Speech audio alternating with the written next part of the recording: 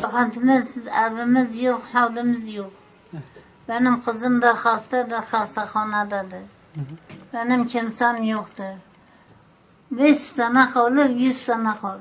100 yaşına girmeye 5 sene kaldı.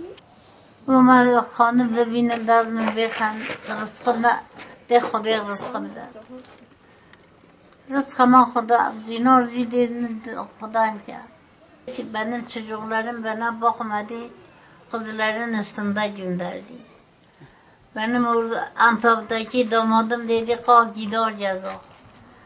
10 gün, 15 gün, 4 gün kaldım oraya. O getirdi beni Aynur'un evine bıraktı.